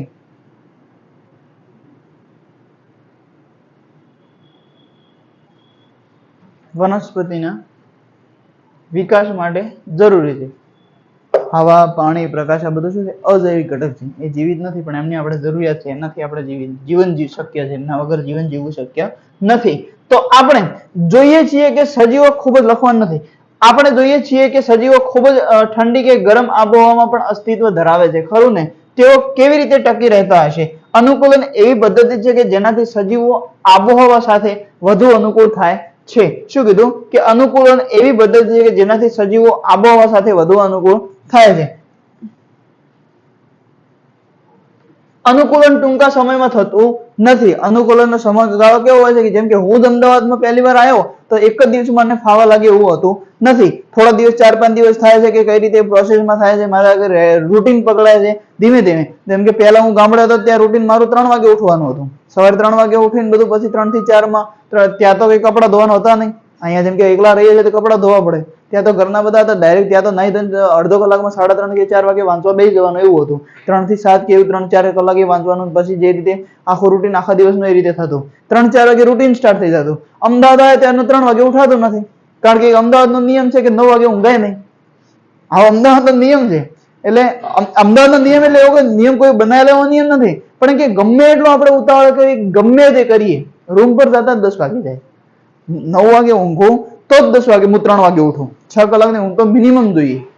એ પણ અનુકૂલન છે કે હું 6 કલાકની ઊંઘ મારે આદત રાખું છું, પછી 8 કલાકમાં કરી દઉં છું, તો એ અનુકૂલન છે. પણ 10 વાગ્યા પહેલા રૂમ પર પહોંચાતો નથી. રાત્રે 10 વાગે રૂમ પર પહોંચાય છે. તો રૂમ પર પહોંચ્યા પછી તાત્કાલિક જઈને ઊંઘી જવું એવું પણ જરૂરી નથી. આપણે જેમ કે ઘરનાનો ફોન આવ્યો છે, ફોન ચાલુ છે, 10 સવા 10 થઈ જતા હોય, કે કોઈ પણ વસ્તુ એ રીતે થોડી વાર ફોન જોતી, થોડી વારની જગ્યાએ 11 વાગી ગયા હોય ફોન જોતા જોતા, આવું બધું થાય. તો અત્યારે પછી બધું આખું ટાઈમનું વેરવિખેર થઈ ગયું છે. હવે ધીમે ધીમે હું પ્રયાસ કરું છું કે હું અહીંયાથી, કેમ કે 9, 9:30 વાગે રૂમ પર પહોંચું અને 3 વાગે ના ઉઠાય પણ 4 વાગે તો ઉઠું. આ રીતનું. તો એ ધીમે ધીમે થાય. અનુકૂલન હવે થાય કે હવે ઉઠાય છે, હવે કઈ રીતે થાય છે. તો એ વસ્તુ હોય. અનુકૂલન ટૂંકા સમયમાં થતું નથી, લાંબા સમય સુધીમાં થાય છે. કારણ કે જે તે વિસ્તારમાં અજૈવિક ઘટકો પણ ઘણા ધીમે ધીમે બદલાય છે.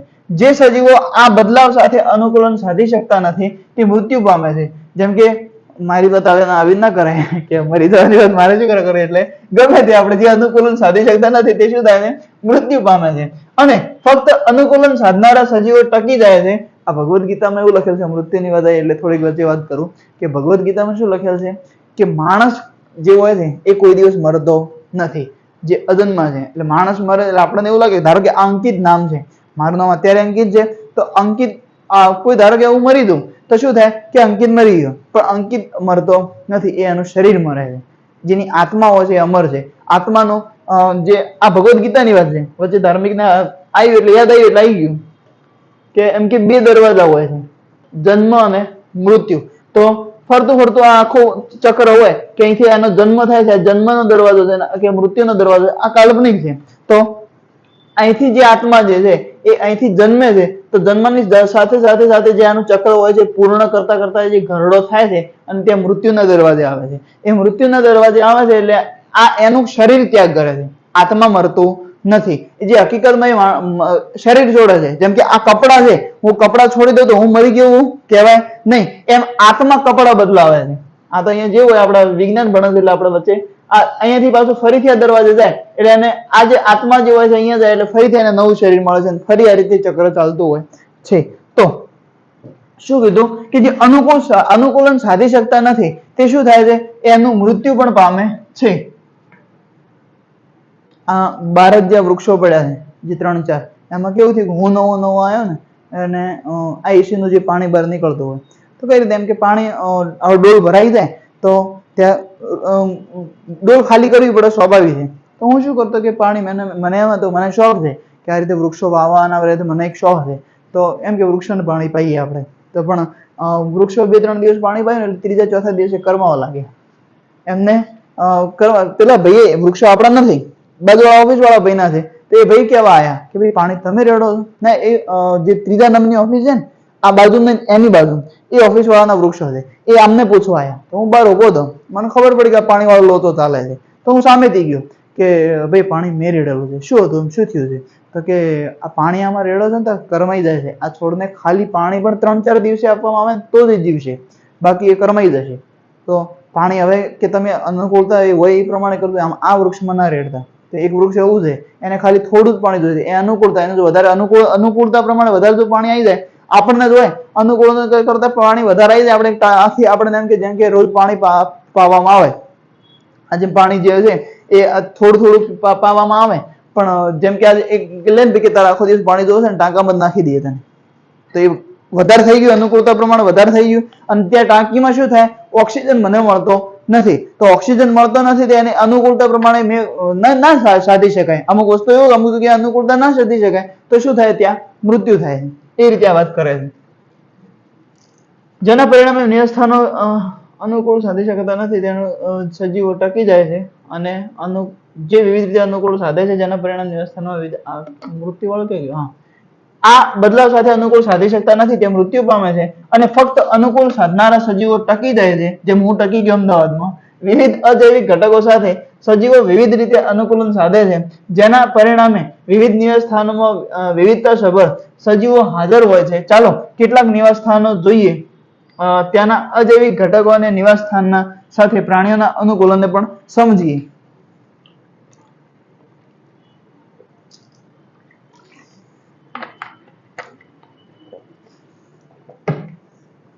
તો પેલા આમાં એક થોડું લખવા જેવું હતું, ટૂંકા સમયમાં થતું નથી, વિસ્તારમાં અનુકૂલન લખો, અનુકૂલન ટૂંકા સમયમાં થતું નથી, અનુકૂલન ટૂંકા સમયમાં થતું નથી. બીજી લાઈનમાં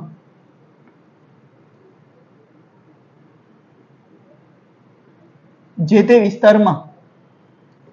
વિસ્તારમાં અજૈવિક ઘટકો, જે તે વિસ્તારમાં અજૈવિક ઘટકો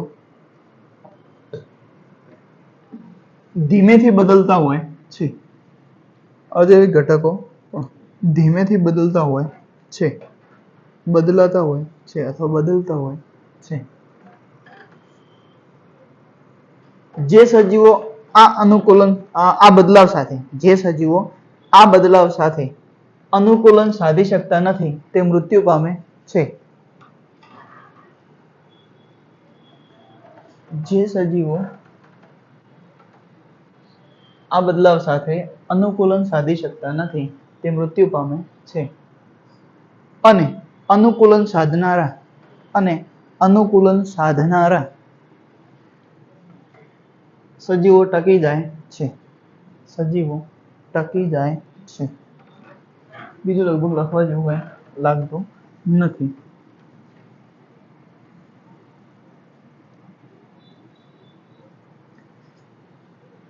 તો હવે શું કરવાનું છે? હેડિંગ આપતા હોય કે જે તમારે વિવિધ નિવાસ સ્થાનની સફર, વિવિધ નિવાસ સ્થાનની સફરમાં કેટલાક જે ભૂ નિવાસ જે છે, પહેલા આપણે ભૂ એટલે શું હતું કે જમીન જે છે, જમીનથી કનેક્ટેડ, કે હું જે રહું છું તો હું ભૂ નિવાસી કહેવાઉં, તો એમાં આપણે પહેલું વસ્તુ શું જોવાનું છે? તો રણ. તો આપણું હેડિંગ પણ શું હશે? વિવિધ નિવાસ સ્થાનની સફર, અને એમાં પહેલું એક કરીને રણ હશે. તો રણમાં આપણે જે લખવાનું આવશે લક્ષ્ય પહેલા આપણે જોતા રહીએ. તો આપણે રણના અજૈવિક ઘટકો અને તેની સાથે ઊંટના અનુકૂલન વિશે આપણે ચર્ચા કરી. ત્યાં ઊંટનું અનુકૂળ જે થાય છે અને અનુકૂળ વાતાવરણ પ્રમાણે અનુકૂલન કરે છે એ આપણે ચર્ચા કરી. રણમાં જોવા મળતા અન્ય પ્રાણીઓ અને વનસ્પતિઓ શું દર્શાવે છે? શું તેઓ પણ સમાન પ્રકારના અનુકૂલન દર્શાવે છે? રણમાં ઉંદર અને સાપ જેવા રણના પ્રાણીઓ હોય છે.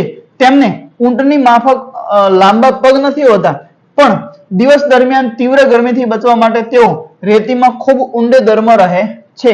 આ પ્રાણીઓ માત્ર રાત્રિ દરમિયાન ઠંડક હોય ત્યારે જ બહાર આવે છે. તો રણમાં કયા કયા વધારે જોવા મળે છે? તો રણમાં ઉંદર અને સાપ જેવા પ્રાણીઓ પણ જોવા મળે છે. રણમાં લખવાનું છે. આપણે અત્યારે કોઈ એક્શન કરો તો ખબર પડી જાય. ઓનલાઈન વાળાને કેવી રીતે ખબર પડે? એટલે બોલવું પડે છે, લખવાનું છે. તો રણમાં ઉંદર અને સાપ જેવા રણના પ્રાણીઓ પણ હોય છે. રણના પ્રાણીઓ પણ હોય છે. જેમને ઊંટની માફક, આ ખાલી સમજવા માટે છે, ઊંટની માફક લાંબા પગ હોતા નથી. ઊંટની માફક લાંબા પગ હોતા નથી.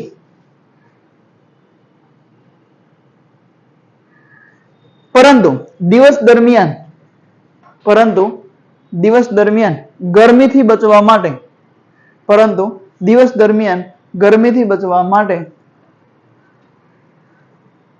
એક વહેલા આયા મોડા આયા બે કન્ફ્યુઝન થાય. તો વહેલા કઈ રીતે કહેવાય કે કાલ માટે વહેલા આયા અને આજ માટે લેટ આયા. જે પેલું જેઠાલાલ ને 26મી જાન્યુઆરી તારક મહેતામાં આવે છે, વાતમાં જતા રહેશે તો બસ કલાક થઈ જાય બીજો. તો શું હતું?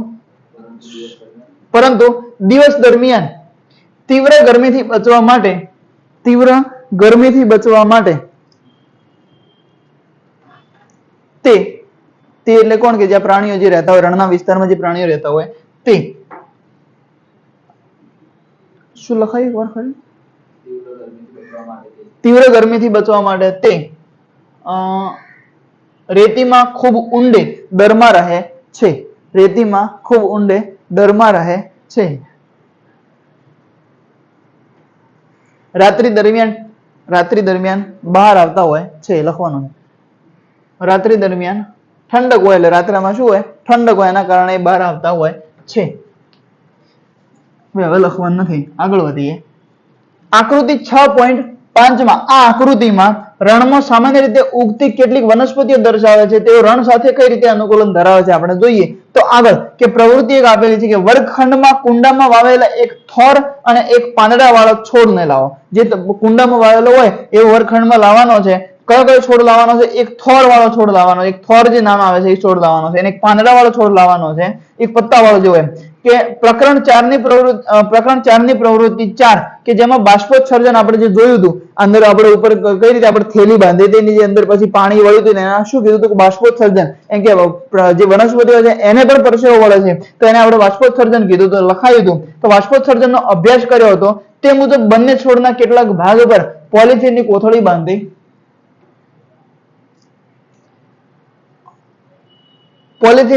કેટલીક કોથળી બાંધી દો.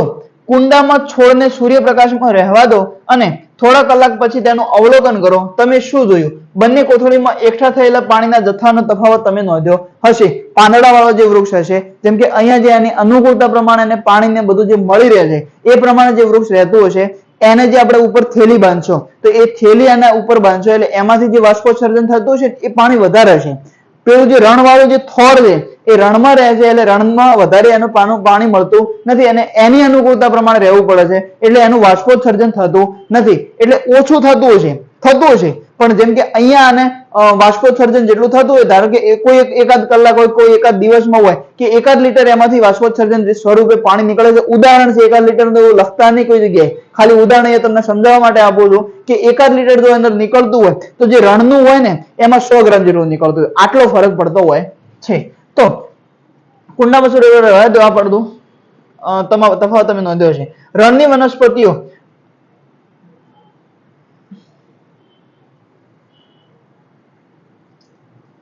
રણની વનસ્પતિઓ બાષ્પોત્સર્જન દ્વારા ખૂબ જ ઓછું પાણી ગુમાવે છે રણની વનસ્પતિઓમાં કાં તો પાંદડાઓ હોતા જ નથી કાં તો પાંદડા જ હોતા નથી કાં તો ખૂબ નાના હોય છે પાંદડા હોય જો નથી હોતા પણ જો પાંદડા હોય તો ખૂબ જ નાના હોય છે અથવા તેઓ કાંટા સ્વરૂપે રહેલા હોય છે જે અમુક આજે કાંટા સ્વરૂપે જે આમાં કાંટા દેખાય છે ને એના પાંદડા છે આ ખાસ યાદ રાખજો ખાસ ધ્યાનમાં રાખવાનું છે હમણાં લખાવું છું આટલું પૂરું કરીને તો પાંદડાઓ હોતા નથી કાં તો ખૂબ નાના હોય છે અથવા તેઓ કાંટા સ્વરૂપે રહેલા હોય છે આ બાષ્પોત્સર્જન દ્વારા પર્ણોમાંથી પાણી ઓછું ગુમાવવામાં મદદ કરે છે કાંટા જેવા હોય એટલે એમાંથી પાણી બાષ્પોત્સર્જન દ્વારા બહાર નીકળતું નથી પાણી ઓછું ગુમાવવામાં મદદ કરે છે થોરમાં તમને જે પાંદડા જેવી રચના દેખાય છે તે હકીકતમાં તેનું પ્રકાંડ છે જે થોર છે આ જે પાંદડા જેવું આપણને જે દેખાતું હોય કે આ વસ્તુ જે પાંદડા જેવું દેખાય છે આ જે પાંદડા જેવી જે રચના છે ને એ પાંદડું નથી આપણે પાંદડા જે આ જે દેખાય છે એક મિનિટ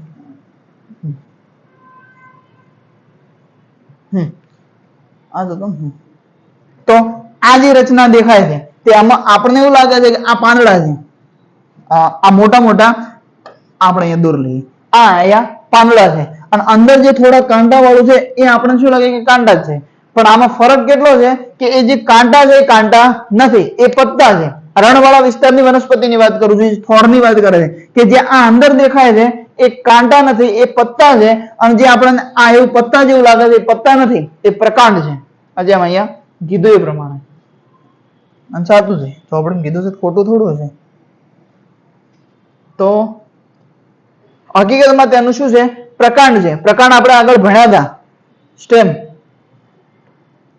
આવી વનસ્પતિમાં પ્રકાશ સંશ્લેષણ સામાન્ય રીતે પ્રકાંડ દ્વારા થાય છે પ્રકાશ સંશ્લેષણ ત્યાં કઈ રીતે થતું હતું પત્તા દ્વારા થતું હતું પ્રકાશ સંશ્લેષણ એટલે શું તો જે લીલો રંગ અને પ્રકાશને ભેગું થઈને જે ખોરાક બનતો હતો એ પ્રકાશ સંશ્લેષણ હતું ત્યાં પત્તા દ્વારા થતું હતું આમાં તો પત્તું જેટલું બધું નથી કાંટા જેવું છે તો આમાં પ્રકાંડ દ્વારા થાય છે રણની વનસ્પતિમાં પ્રશ્ન પૂછાઈ શકે કે રણની વનસ્પતિમાં જે પ્રકાશ સંશ્લેષણ જે થાય છે એ કોના દ્વારા થાય છે તો કોના દ્વારા થાય છે પ્રકાંડ દ્વારા થાય છે પર્ણો દ્વારા થતું નથી પર્ણો દ્વારા થતું છે પણ ઓછી માત્રામાં થાય છે અને વધારે માત્રા કરવા માટે આમાં પ્રકાંડ દ્વારા થાય છે અને જે બીજી જનરલ ક્યાંથી થાય છે પાંદડાથી થાય છે ખાસ ધ્યાનમાં રાખવાનું છે આવી વનસ્પતિ પ્રકાંડ દ્વારા થાય છે પ્રકાંડમાં જાડા મેળયુક્ત સ્તરોથી આવરિત હોય છે જે કાંટાળી વનસ્પતિની પેશીમાં પાણીને જાળવી રાખવા મદદ કરે છે મોટા ભાગની રણની વનસ્પતિઓ જમીનમાં ખૂબ ઊંડે સુધી જઈને પાણીનું શોષણ કરી શકે છે તેવા મૂળ ધરાવે છે એના મૂળ ખૂબ ઊંડા હોય છે કારણ કે રણમાં ઊંડે સુધી અને પાણીની ખોજ કરવાની હોય એટલે કે પાણી શોધવાનું હોય છે તો આમાંથી જે લખવા જેવું હોય તો લાસ્ટ કયું લખાયું છે હા તો આ આટલું લખાઈ દીધું છે પછી આ છોડ લાવવાનો તો છોડ આપણે લાવવાનો એવું લખવાની જરૂર નથી હા રણની વનસ્પતિઓ લખો કે રણની વનસ્પતિઓ બાષ્પોત્સર્જન દ્વારા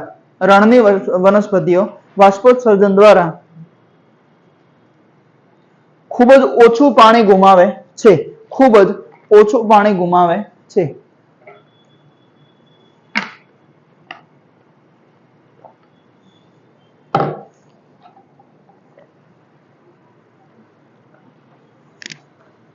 બીજી લાઈનમાં બાષ્પોત્સર્જન દ્વારા ખૂબ જ ઓછું પાણી ગુમાવે છે બીજી લાઈનમાં રણની વનસ્પતિઓમાં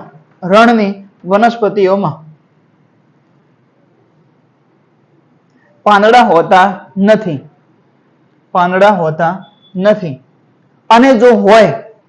અને જો હોય તો ખૂબ જ નાના હોય અથવા કાંટા સ્વરૂપે હોય છે. રણની વનસ્પતિમાં પાંદડા હોતા નથી અને જો હોય તો એ ખૂબ જ નાના અથવા કાંટા સ્વરૂપે હોય છે.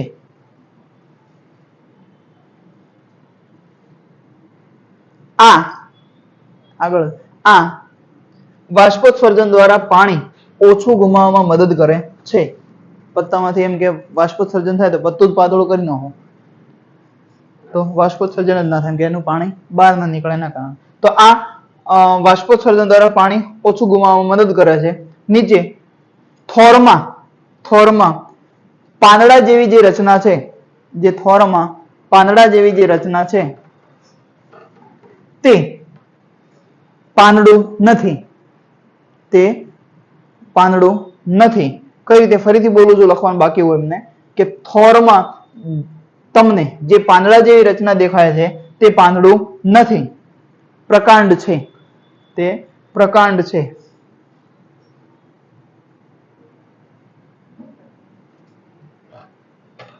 પ્રકાંડ લઘુ હિન્દીમાં तना કહેવાય. તને પ્રકાંડ છે. આવી વનસ્પતિમાં એ જ લાઈનમાં આવી જ વનસ્પતિમાં પ્રકાશ સંશ્લેષણ પ્રકાંડ દ્વારા થાય છે. આવી વનસ્પતિમાં પ્રકાશ સંશ્લેષણ પ્રકાંડ દ્વારા થાય છે.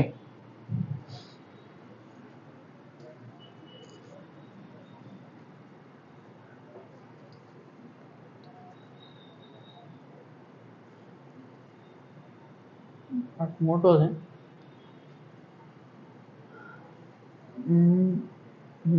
અત્યારે પર્વતીય વિસ્તાર જોઈ લઈએ પછી તમને છૂટા કરી. તો હવે બીજું હેડિંગ તમારે આવશે પર્વતીય વિસ્તાર. તો આ નિવાસ સ્થાનનો સામાન્ય રીતે ખૂબ જ ઠંડા અને પવનથી ભરપૂર હોય છે.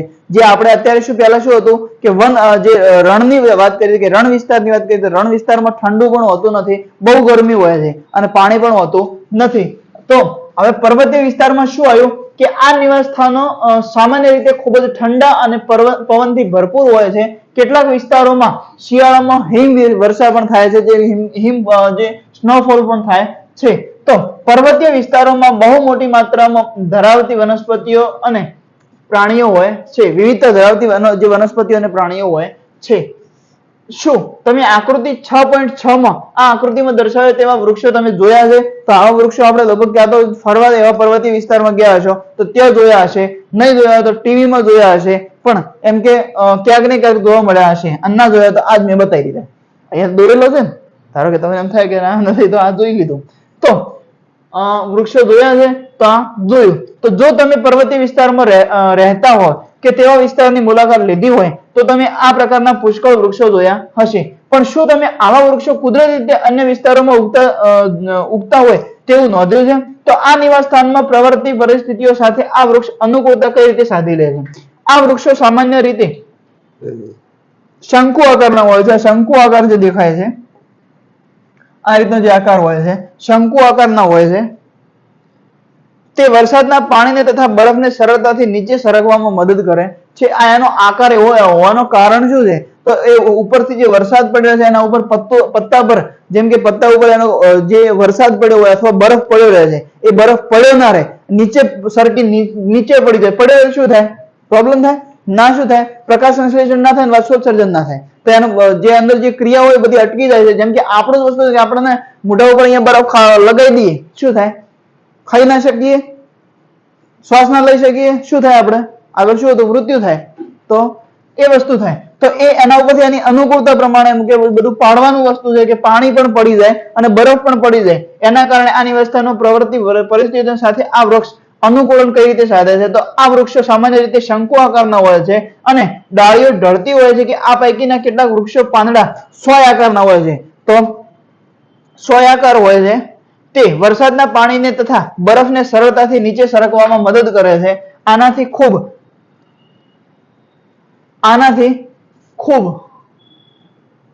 જ અલગ આકાર ધરાવતા વૃક્ષો પણ પર્વતોમાં જોવા મળે છે. તેઓ પર્વતીય વિસ્તારમાં ટકી રહેવા અલગ પ્રકારના અનુકૂલન ધરાવતા હોય છે. પર્વતીય વિસ્તારમાં રહેતા પ્રાણીઓ પણ ત્યાંની પરિસ્થિતિ મુજબ અનુકૂલન ધરાવતા હોય છે. પરિસ્થિતિ મુજબ અનુકૂલન ધરાવતા હોય છે. તેઓ ઠંડીથી રક્ષણ માટે જાડી ચામડી અને રૂંવાટી ધરાવે છે. ઉદાહરણ તરીકે પોતાને ગરમ રાખવા માટે યાક અને લાંબા વાળ હોય છે. યાક છે. હિમચિત્તાના હિમચિત્તાની વાત પછી હા એ હિમચિત્તો છે. ના ના હિમચિત્તો નહીં, આના પછી લખેલ નથી એ જોતો હતો પાછળ બીજા બધે લખેલ છે. તો આ ચિત્તો છે, આ હિમચિત્તો છે, બરફમાં જે રહે છે. આ યાક છે. આ યાક ત્યાં યાક છે ને અહીંયા આપણે ગાય કહીએ છીએ. તો એવું નથી કે આ યાક અલગ છે કે અલગ અલગ નથી કે એક જ છે. આ આપણે જેમ અહીંયા ગાયનું દૂધ પીએ છીએ ને, તો ત્યાં કાશ્મીરમાં એ સાઈડમાં યાક વધારે મળે છે, ત્યાં યાકનું દૂધ પીવામાં આવે છે. મળે છે, ચોખ્ખું વેચાય છે.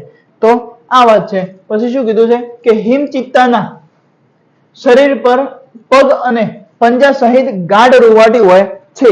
જે હિમચિત્તો છે, હિમચિત્તા સિવાય હમણાં જે આપણે ભારતમાં ચિત્તો જે લાવ્યો હતો, મધ્યપ્રદેશમાં જે રાખવામાં આવ્યો હતો, એ ચિત્તાને એટલી બધી રૂંવાટી નથી.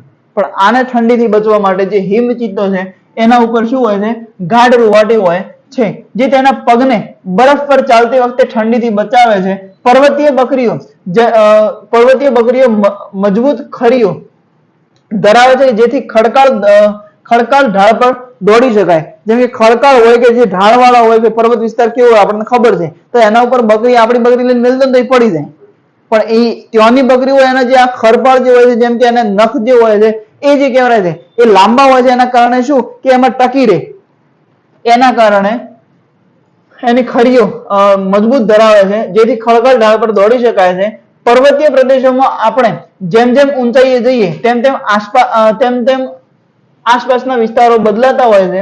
વિવિધ ઊંચાઈ પર જુદા જુદા પ્રકારના અનુકૂલન જોવા મળે છે. ખબર પડી? રેડી? તો લખો.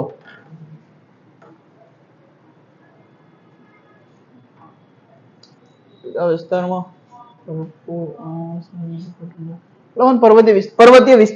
પર્વતીય વિસ્તાર સામાન્ય રીતે ઠંડા અને પવનથી ભરપૂર હોય છે.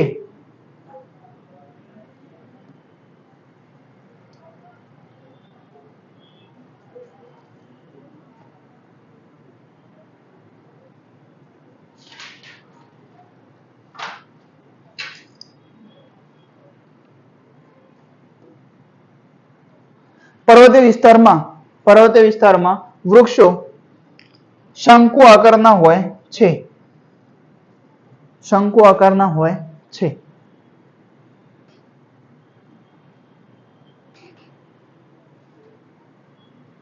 અને ડાળીઓ ઢળતી હોય છે.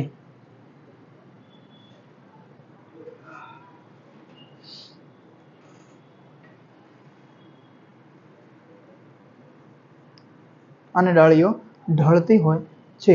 બીજી લાઈનમાં આ પૈકીના કેટલાક વૃક્ષોના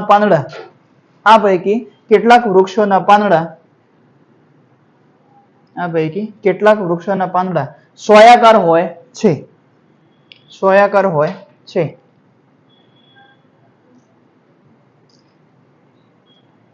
તે વરસાદના પાણીને શું કોની વાત કરે છે કે સોયાકાર પાંદડાની વાત કરે છે કે તે વરસાદના પાણીને તથા બરફને સરળતાથી નીચે સરકાવવામાં મદદ કરે છે. તે પાણી તથા બરફને સરળતાથી નીચે સરકાવવામાં મદદ કરે છે.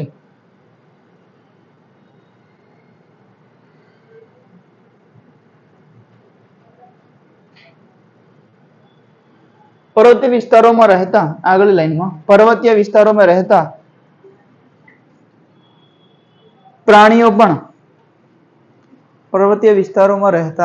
પ્રાણીઓ પણ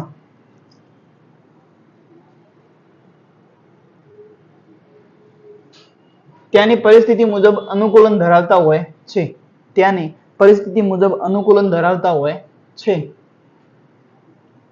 જેમ કે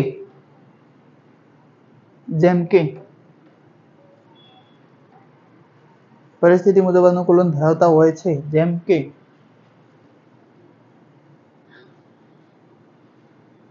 ઠંડીથી રક્ષણ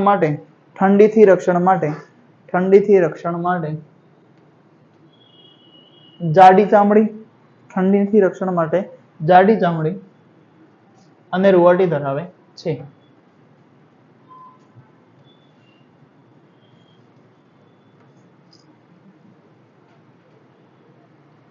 એ આપણે આમાં લખી દીધું. ભાઈ ચિત્તાનું અલગથી લખવાની જરૂર નથી. ગાયનો રૂંવાટી જાડી હોય છે અને આને પણ જાડી હોય છે, લખવાની જરૂર નથી. પછી પર્વતીય